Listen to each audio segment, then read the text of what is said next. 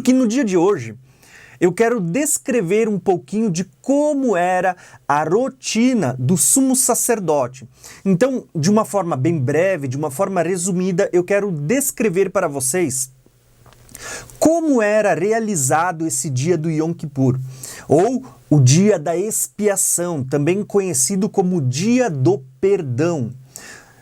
Esta era uma das principais festas daquela lista de 7 festas, dividida em 3 grandes convocações anuais, né? Então você tinha ali 7 festas, 3 convocações anuais, e dentre todas elas, talvez podemos dizer que a mais importante era o dia da expiação. Por quê? Porque era o que definia como seria o próximo ano, se o povo estaria debaixo da bênção de Deus, debaixo do perdão, debaixo da graça ou debaixo do juízo. Então, era uma das festas mais importantes. Cada uma tem a sua importância, cada uma delas tem o seu peso, principalmente na nova aliança, na revelação da nova aliança. Mas essa festa, ela é muito importante, até mesmo porque quando você estuda o livro do Apocalipse, você vai ver que o livro do Apocalipse ele está apontando muito claramente para esta festa da expiação. Embora o livro do Apocalipse fale tanto da festa das trombetas como da festa dos tabernáculos, mas ela aponta muito enfaticamente para a festa da expiação, o Yom Kippur, o dia do perdão. Então, eu quero convidar você para me acompanhar nesse mapa mental para você entender um pouquinho de como era a rotina do sumo sacerdote no dia da expiação. Nós ainda vamos falar em vídeos que você vai encontrar aqui na nossa playlist, no comentário fixo ou na descrição do vídeo. Você vai encontrar vídeos onde a gente vai falar sobre o sacrifício que era realizado, o sacrifício contínuo, todos os dias. A gente vai comentar ali sobre sacrifícios que eram realizados no dia das festas, mas hoje em particular eu quero falar sobre o sacrifício do dia da expiação. E você vai encontrar outro vídeo onde nós vamos falar ali sobre a veste do sumo sacerdote, a veste que ele usava durante todo o ano, e a veste dos sacerdotes comuns que também oficiavam no templo. E também vamos ter ali um vídeo falando sobre a veste do sumo sacerdote no dia da expiação, tá? Porém, hoje eu quero falar um pouquinho sobre como era a rotina do sumo sacerdote, dessa entrada e saída do templo, né? De como o sacerdote oficiava durante o dia do Yom Kippur. Então, só para vocês terem uma ideia, a primeira questão que eu quero compartilhar com vocês é que a rotina do sumo sacerdote durante esse período era uma rotina muito intensa. Só para vocês terem uma ideia, no dia da expiação, dia do Yom Kippur, segundo os estudiosos, o sumo sacerdote ele usaria uma média de 5 conjuntos de roupas. 3 adornadas com detalhes em ouro e tudo mais, e 2 de linho finíssimo, daquele linho puro, branco, que era a veste que ele usaria sempre que ele cruzasse para dentro do lugar santíssimo. O sumo sacerdote ele tomava uma média de 5 banhos, eram banhos ritualísticos chamados de mikvé, né? E ele lavaria pelo menos 10 vezes mãos e pés durante o dia. E durante esse dia ele entraria 3 vezes no lugar santíssimo. Na verdade, existe uma 4ª vez que eu vou falar lá no final desse vídeo, mas a média é 3 vezes eram as entradas principais que ele entraria dentro do Santíssimo, lá onde ficava a arca, né? Aqui dentro, ó. 3 vezes ele entraria neste lugar vestido com aquelas vestes de linho fino, branco. Então, quando a gente fala do Yom Kippur, essa festa, ela era realizada no mês 7, dia 10. Quando a gente olha para esse dia, você tem que lembrar que no dia 1º do mês 7 era realizada a festa das trombetas. E neste dia, Basicamente era um dia que se tocava trombetas, era um dia onde se festejava. Então, do dia da festa das trombetas até o dia da expiação havia um intervalo de 10 dias. Primeiro dia, festa das trombetas, 10º dia, festa da expiação. Então, o primeiro e o segundo dia, basicamente, eram 2 dias onde tinha uma espécie de festa, onde o povo estava começando a anunciar que viria o dia da expiação. Porém, os próximos 7 dias antes do 10º dia, esses 7 dias eram dias de preparação, dias onde o povo deveria se preparar, porque quando chegasse o 10º dia, era um dia de juízo, um dia onde Deus entraria em juízo com o povo.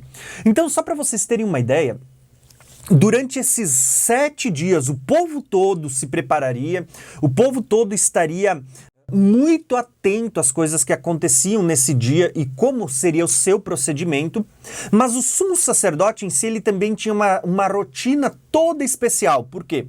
Nesses 7 dias, o sumo sacerdote se reunia com todos os sacerdotes e ele estaria se preparando para o dia da expiação, revendo todos os rituais, os ritos, o cerimonial, como ele realizaria os sacrifícios para que no dia não desse nada errado, para que ele não cometesse nenhum erro.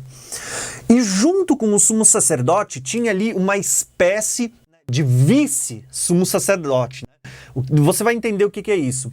Era um sacerdote que estava sendo treinado junto para auxiliar o sumo sacerdote no dia da expiação e caso houvesse alguma coisa de errado, algum imprevisto, algum empecilho que impedisse o sumo sacerdote de realizar os sacrifícios, então ele seria aquele que sucederia para poder fazer as coisas no dia da expiação. Agora, quando você olha para todos esses cerimoniais, você vai ver que quando chegasse o dia 10, então era onde o sumo sacerdote ele ia começar de manhã cedo. Então, basicamente, aquela noite do dia 9 para o dia 10, o sumo sacerdote praticamente nem ia dormir. Ele ficaria acordado, ali teria os anciões, os outros sacerdotes que ajudariam ele, revendo todos os rituais para que no dia ele fizesse tudo certinho da forma como havia sido prescrito. Então, no 10º dia, dia da expiação, o sumo sacerdote começava a oferecer os seus rituais normais, que era chamado ali do sacrifício contínuo, realizado nas manhãs e nas tardes. Então ele ia normalmente entrar até aqui dentro do santo, ele iria queimar incenso, ele iria acender o candelabro, iria arrumar a mesa dos pães da presença, tudo normalmente. E então o sumo sacerdote, ele iria tomar um banho depois que ele fez todos esses as primeiras ofertas do dia. Ele iria tomar um banho, aquela mikvé, onde ele lavaria mãos, lavaria pés, e ele iria trocar as vestes sacerdotais agora por vestes de linho fino. E aí você vai ver que a veste do sacerdote era esta veste aqui que você está vendo na tela. Colorida, com azul, branco, o púrpura, o escarlate. Então você tinha toda essa veste sacerdotal com ouro na testa, com pedras preciosas. Porém, no momento que ele fosse fazer agora, entrar nos rituais do dia da expiação, para poder entrar no lugar santíssimo, ele se despiria dessas vestes e agora ele iria se vestir com vestes de linho fino. E não é por nada que você vai ver lá no no Apocalipse 1, você vai ver alguém vestido, um semelhante ao Filho do Homem, vestido de linho branco, fino, puro e com cinturão de ouro. Na verdade, o sumo sacerdote era só linho fino, não tinha o cinturão de ouro, mas ali você vê o Filho do Homem, que é uma tipificação de Cristo, e o ouro fala daquilo que é divino, então você vê Cristo glorificado, né, como um sumo sacerdote apontando para as vestes que o sumo sacerdote usava no dia da expiação. Então você vê já em Apocalipse 1 uma primeira inferência ao dia da expiação, que é essa festa do Yom Kippur, essa festa do dia do perdão. Nesse momento, então, quando o sumo sacerdote terminou de oferecer o sacrifício contínuo, as ofertas normais do dia, ele agora ia começar a oferecer o ritual, então, ia começar a desenvolver aquilo que era o ritual do dia da expiação, o dia do Yom Kippur. Depois de ter se vestido, então, basicamente, seria trazido ao sumo sacerdote aqui nesta ala, que é a parte do sacrifício, seria trazido ao sacerdote um novilho. O que é um novilho? Um touro. Então seria trazido um novilho aonde o sumo sacerdote imporia as mãos sobre esse novilho, sobre a cabeça dele, e o sumo sacerdote confessaria os seus pecados. O sacerdote ia primeiro oferecer uma oferta pelos sacrifícios do seu próprio pecado. Porque você lembra que o autor de Hebreus diz que o sumo sacerdote, todos eles tinham pecado, né? O único sacerdote que não teve pecado foi o próprio Jesus. O nosso sumo sacerdote sem pecado, sem culpa, sem mácula. Então você vê que o sumo sacerdote oferecia sacrifícios por ele mesmo. Então o primeiro sacrifício era o de um novilho. Ele imporia as mãos sobre o novilho e esse novilho, ele declararia os pecados diante do povo. Imagina a vergonha, né, de alguém tendo que declarar os seus pecados diante de todo o povo que estava, né? Lógico que nem todo o povo conseguia entrar dentro do átrio exterior, né? A maioria tinha que ficar do lado de fora. Mas dentro do átrio, nesse dia da expiação, tinha muita gente que estava ali vendo a expiação sendo feita. Então todos aqueles que conseguiam entrar, eles ficavam ali vendo o ritual sendo oferecido. Então, você vê ali que, diante de todo o povo, o sumo sacerdote impunha suas mãos sobre a cabeça daquele novilho, daquele touro, e o sumo sacerdote ia declarar os seus pecados sobre ele. E aqui entra uma questão que você vai ver que em Hebreus 6 vai falar sobre os rudimentos da fé, e ele lista ali, acho que se eu não me engano, 6 rudimentos, ou seja, coisas que são comuns, que as pessoas deveriam aprender logo de início. E dentro desses 6 rudimentos ele fala de a doutrina de imposição de mãos. Porque o povo judeu, ele cria numa questão chamada de transferência. E isso inclui transferência de unção, transferência de pecados ali. E você vê que o sumo sacerdote impunha as mãos sobre aquele touro, aquele bezerro, e ele declararia todos os seus pecados. Então é como se o sumo sacerdote transferisse uma transferência do seu pecado para aquele animal. E você vê que na própria lei dizia assim, ó, que o sacrifício ele seria realizado conforme a condição de cada líder. Vocês vão ver num outro vídeo que vai estar aqui na playlist, onde a gente vai ler Levíticos, que você vê assim, ó, que se um sumo sacerdote pecasse, ele deveria oferecer um sacrifício grande, né? Um sacrifício que custasse, que era caro, que era um boi, um novilho. Se o povo todo pecasse e ele reconhecesse, deveria ser trazido um boi, e os anciãos colocariam a mão sobre aquele boi e declarariam o pecado do povo, porque os anciãos, eles eram o representante do povo, né? Essa palavra ancião, até no Novo Testamento, vai ser traduzida como presbítero, o presbitério da igreja. Os bispos, né? Quando você olha para um líder, se fosse um príncipe do povo, um líder, se eu não me engano, ele deveria trazer ali um bode. E se fosse uma pessoa mais simples, alguém da congregação, alguém do povo, ele deveria trazer um novilho, uma ovelha. E dependendo se a pessoa fosse muito pobre e ela não tivesse essa condição, ela poderia trazer pombinhas, né? Pombarolas. Então tinha ali toda uma lei. Mas você vê que o sumo sacerdote ele estava lá em cima, porque ele era um representante com autoridade que ligava Deus ao povo. Então você vê que ele, para oferecer os seus pecados, ele tinha que oferecer um novilho, um boi. Então a primeira oferta no dia da expiação era um novilho, que seria trazido ali. Nesse dia seria trazido um novilho, um boi, né? E nesse dia seria trazido também 2 bodes, que eram os bodes da expiação. Daí é que surge aquela expressão, bode expiatório. Então você vai entender porque está ligado ao dia da expiação, onde também eram sacrificados 2 bodes. E eu já vou contar para vocês como é que isso se sucedia. Então, nesse momento, o sumo sacerdote receberia esse novilho, ele receberia os 2 bodes e um carneiro. O carneiro, se eu não me engano, ele está associado ao último sacrifício, que ele seria para o sacrifício da tarde, ou aquele sacrifício contínuo normal do dia a dia, né?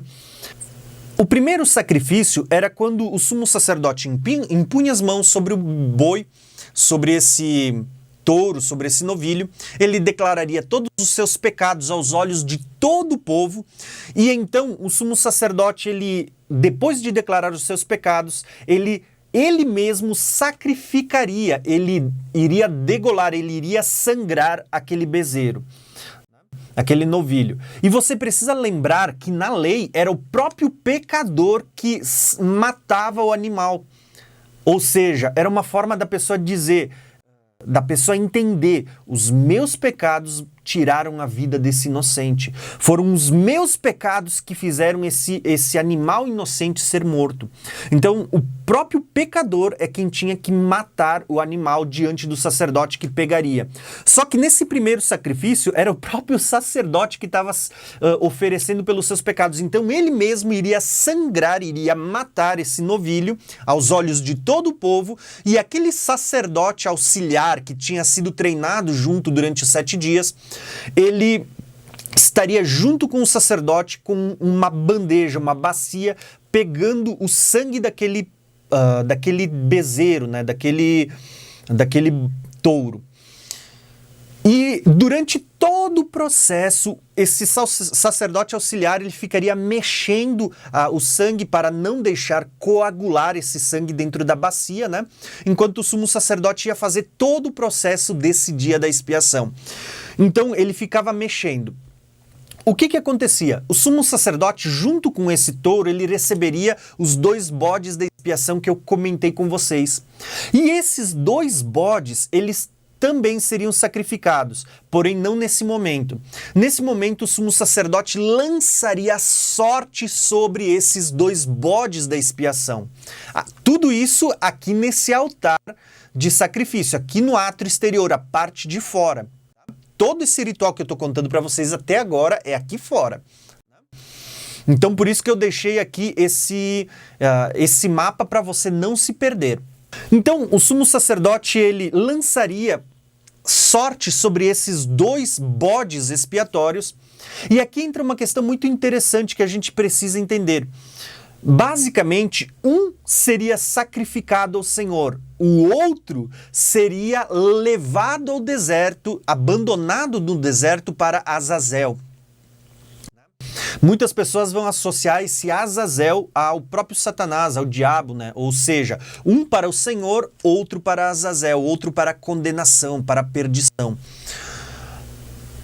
Quando a gente olha para toda essa história, vocês vão ver que na tradição o entendimento que se tinha era que quando o sumo sacerdote lançasse sorte sobre esses 2 bodes, se a sorte caísse para o bode que estava do lado da esquerda, então significava que o povo não tinha sido aceito diante de Deus, que o povo não tinha recebido o perdão de Deus e que o povo teria um ano de juízo. O próximo ano seria um ano de juízo de Deus sobre toda a terra.